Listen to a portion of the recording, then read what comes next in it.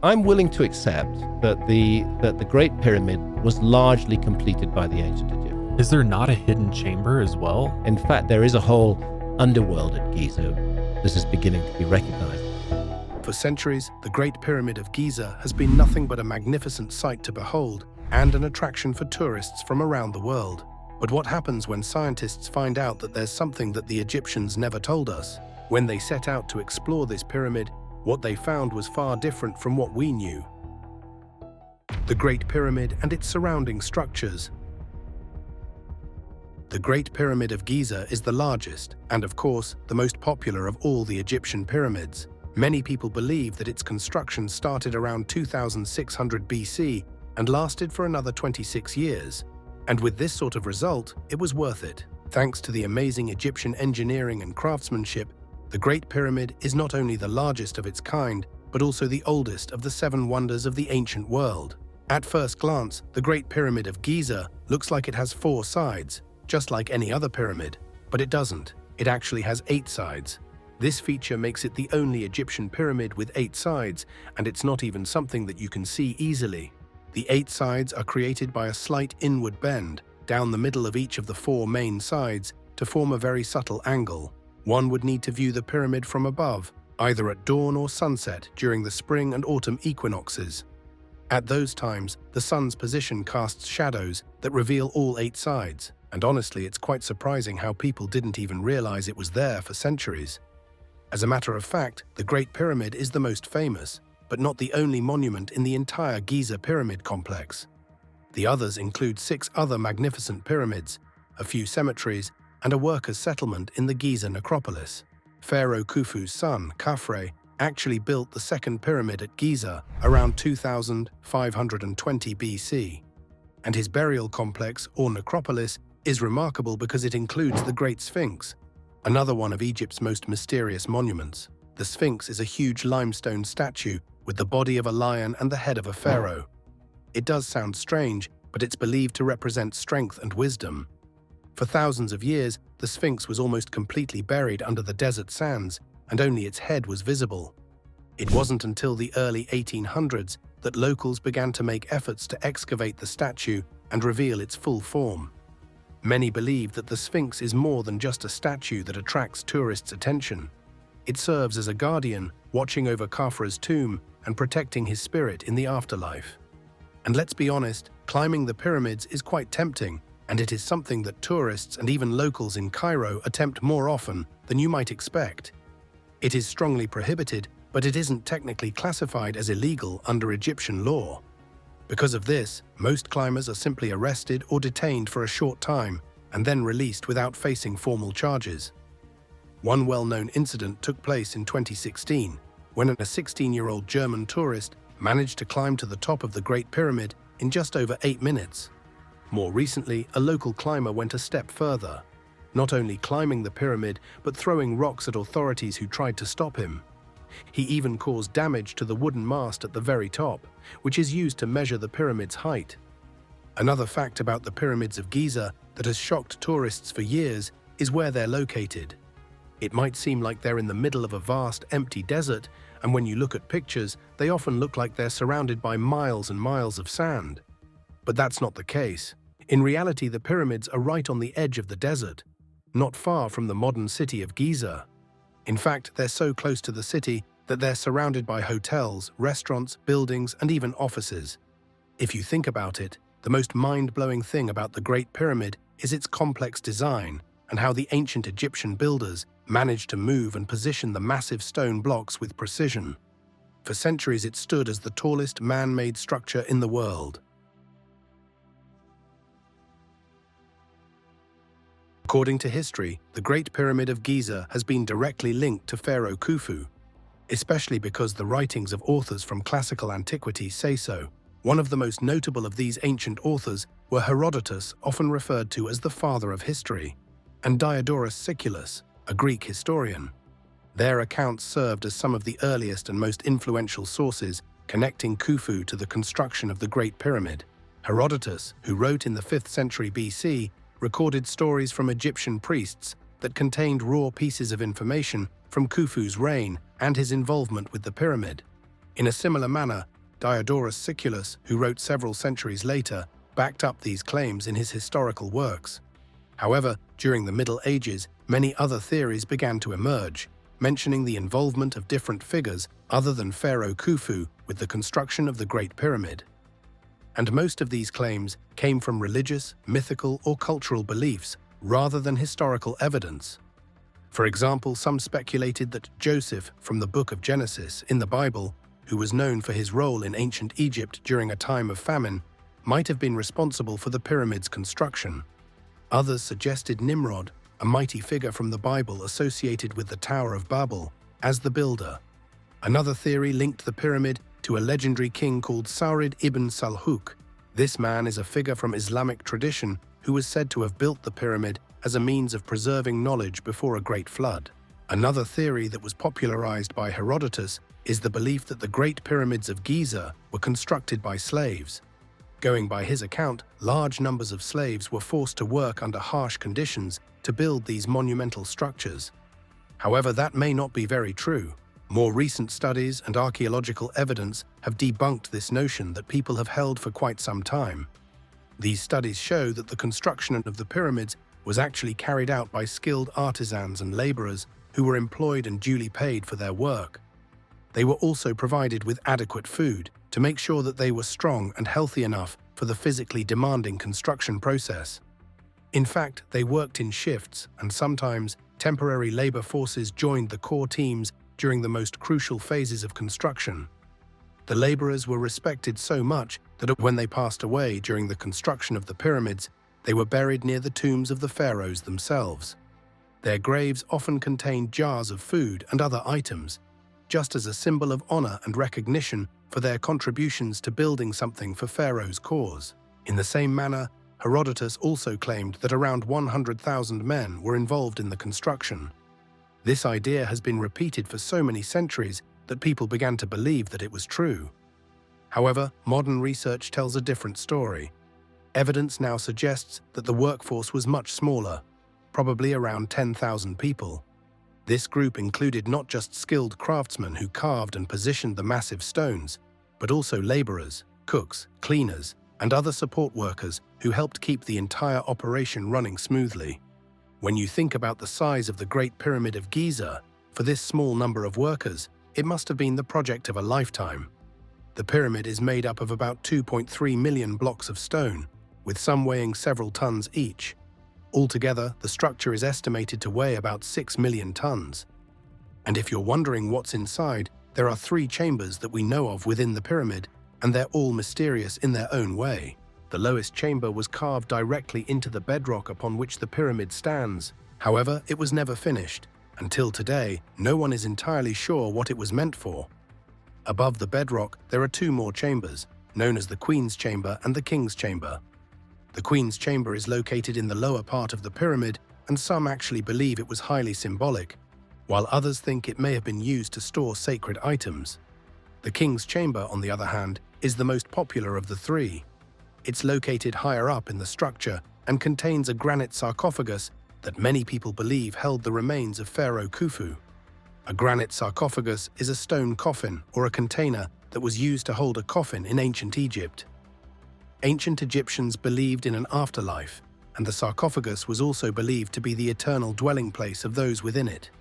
Egyptians also believed that remembering a person's name would ensure that he or she would live on in the afterlife. So a sarcophagus also typically included the name of the person or people buried within. Of all the things that the Great Pyramid was used for, it mostly served as the burial place of Egyptian kings and notable people. The Egyptians strongly believed that life continued after death, and that the pharaohs, being divine beings, would continue their journey in the afterlife.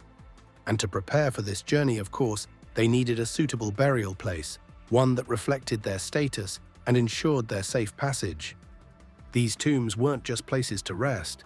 They were designed to house everything the pharaoh might need in the afterlife. Food, precious possessions, clothing, and even treasures were carefully stored inside, because they believed that these items would accompany the pharaoh into the next world. However, storing up treasures in such a manner and place could only mean one thing: looters. Looting was a common problem throughout the history of ancient Egypt. but it reached its peak during the First and Second Intermediate periods, which came after the fall of the Old and Middle Kingdoms, respectively. During these times, the political instability and lack of central authority made it quite easy for plundering to flourish. Nobles, who were among the wealthiest members of society, often buried their valuable possessions with their deceased loved ones in these pyramid tombs. Meanwhile, many common people who lived in poverty and struggled to provide enough food for their families saw these tombs as an opportunity to get money. Many of these looters had inside information, often because they were connected to the people who built the tombs or had paid off someone involved in the construction. The tomb robbers themselves were either stonecutters and craftsmen who knew exactly how to exploit the tomb's construction. Some of them were even skilled enough to leave small gaps in the tomb's walls so they could return and penetrate. Others simply had the knowledge to identify which bedrock was soft enough to crawl through in search of treasure. And then there were those who used their connections and influence to bribe or evade the guards assigned to protect the sacred monuments. Meanwhile, they kept forgetting that these tombs were a meeting point for their kings to transit into a new life. Who knows? Anything could have happened while they were there. The journey to the afterlife was not something that could happen without careful preparation, and even the Egyptians performed a number of rituals and ceremonies to ensure that the transition from the living world to the afterlife would be smooth and successful. These rituals were highly spiritual and included practices like mummification, where the body would be carefully preserved to maintain its integrity for this journey. Now let's talk about the conduciveness of the pyramids. A lot of people wonder how it's possible to breathe or survive in such a huge and enclosed structure. This might sound unbelievable, but despite the scorching heat of the desert during the day, reports say that the inside of the pyramid stays at a constant 20 degrees. But this is just the beginning of all the wonders of the Great Pyramid.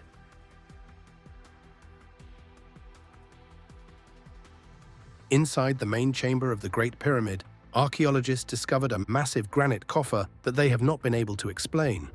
At first, it did not seem like anything unusual. It just appeared to be a large stone box just sitting in the room. But when archaeologists measured it, they found that the coffer was far too large to have passed through the narrow entrance passage. So how exactly did it get inside? There are a few theories, but none have been proven. One idea is that the coffer was placed inside the chamber before the pyramid was completed, meaning the entire structure may have been built around it.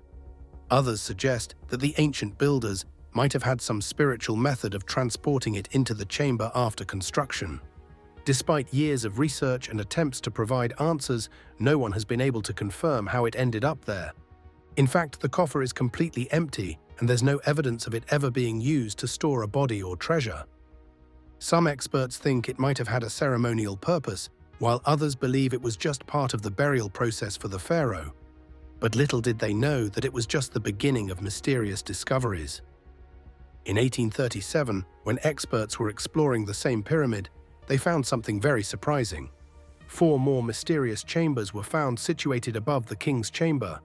Apparently, these chambers were hidden and inaccessible for centuries until they were uncovered, thanks to tunneling.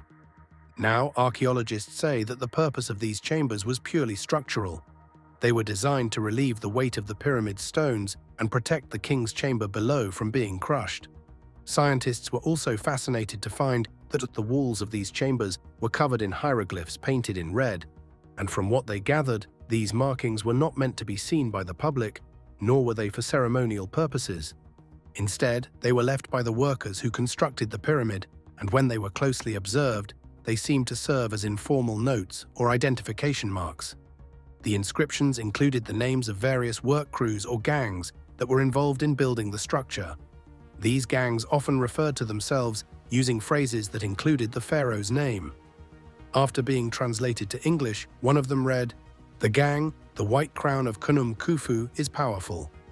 Besides that, the name of Pharaoh Khufu was written on the walls of the chambers more than a dozen times, and you just wonder, maybe they just really loved and respected him a lot. According to an ancient belief held by the Egyptians, the pharaohs were not ordinary rulers. They were considered the direct descendants of the gods, or perhaps even gods themselves. They were seen as powerful intermediaries between the gods and the people, and the pharaohs themselves felt responsible for maintaining harmony and order in the world. It would appear that these workers often expressed their feelings through writing, because archaeologist Goyon also found similar graffiti about Khufu on an outer block of the pyramid's fourth layer, and some other structures that have been connected to him, like the alabaster quarry at Hatnub and the harbour at Wadi al-Jarf. These were places which were crucial to transporting materials for the pyramid's construction. Again, in 1877, just when they thought they knew everything about the Great Pyramid, the scientists made another discovery that was almost unbelievable. It was revealed that the pyramid is located precisely at the center of all the land masses on Earth. This means that the pyramid stands at the intersection of the longest line of longitude and the longest line of latitude that can run across the planet. It seemed almost as though it was well calculated and strategically placed right there, in that spot. But that's not all, there's more.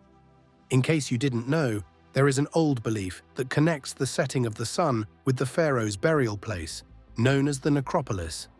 People thought that the sun, as it set, guided the pharaohs on their journey to the afterlife and helped them get to eternity. Now guess where the Great Pyramid stands? Exactly where the sun sets, and that's just a side note. The real mystery is how perfectly they are aligned. Research shows that their sides point directly to the four main cardinal points: north, south, east, and west. However, things were about to change, and it wasn't for the better. The attack against the pyramid. Something rather strange happened centuries after Pharaoh Khufu passed.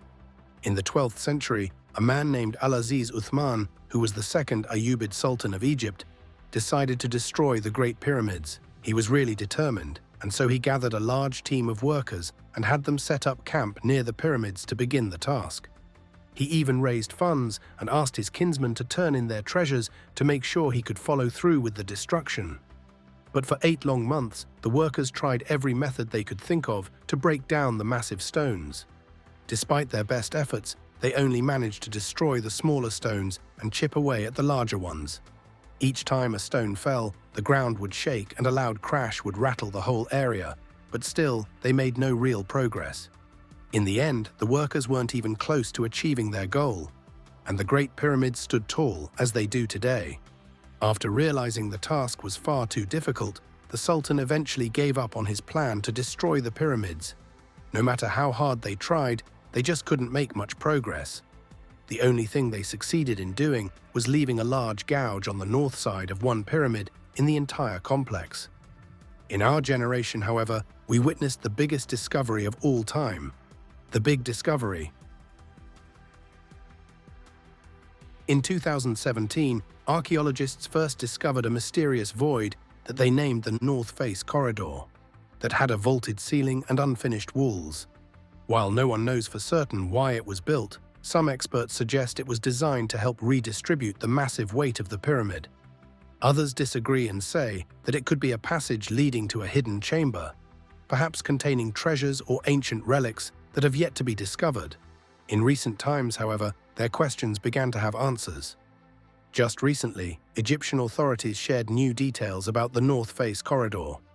With the help of an advanced technology called Muon radiography, researchers have been able to find out new secrets about the North Face Corridor.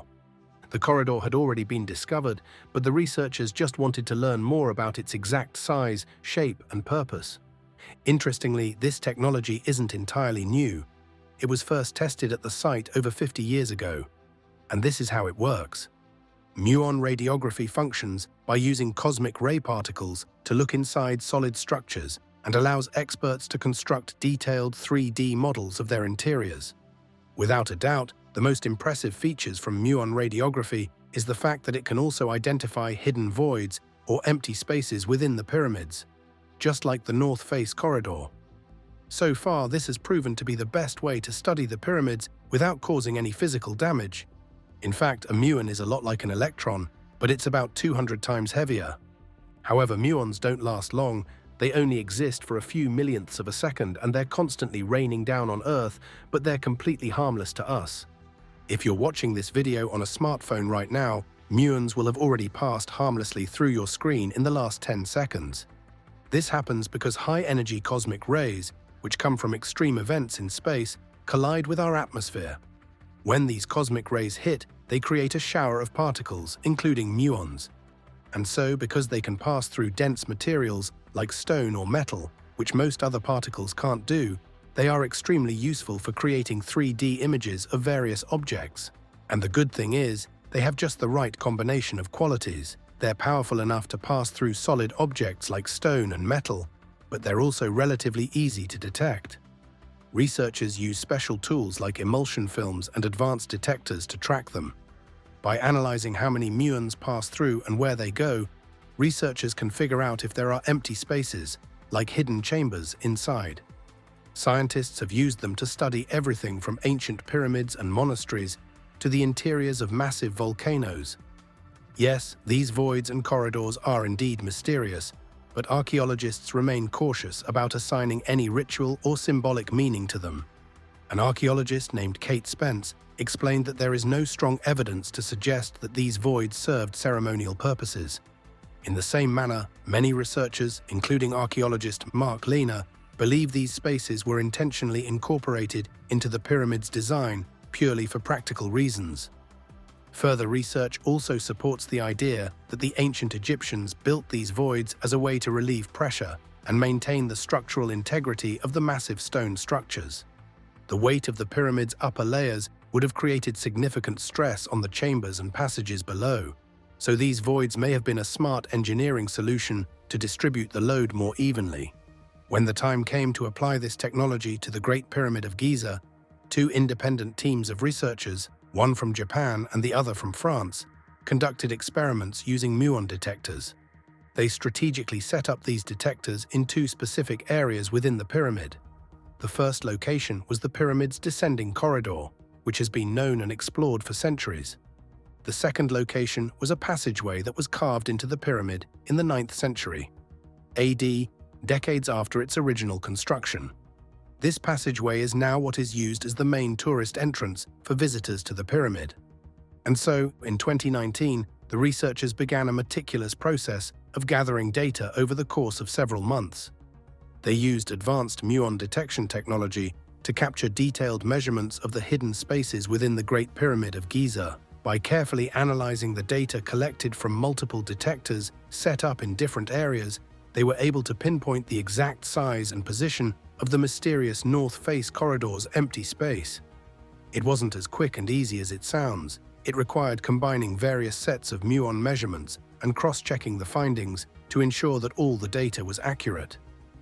After all the data was compiled and studied, the researchers recently determined that the hidden void is approximately 30 feet long, which is roughly the size of a small bus. Its height is about 7 feet, which would allow an average adult to stand upright inside it, and its width is also about 7 feet. Century after century, the Great Pyramid of Giza has a new surprise in store for us.